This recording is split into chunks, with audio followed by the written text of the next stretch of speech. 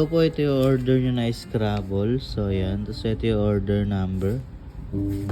So check natin ang item nyo kung may damage. So check natin yung laman.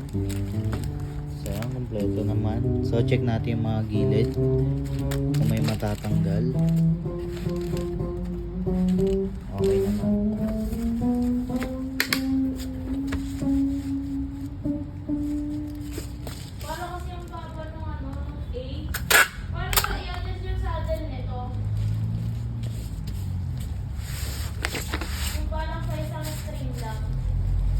Hindi na-adjust yan.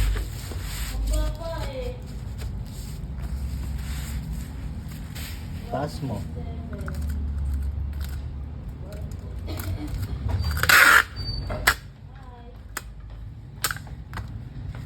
Hi.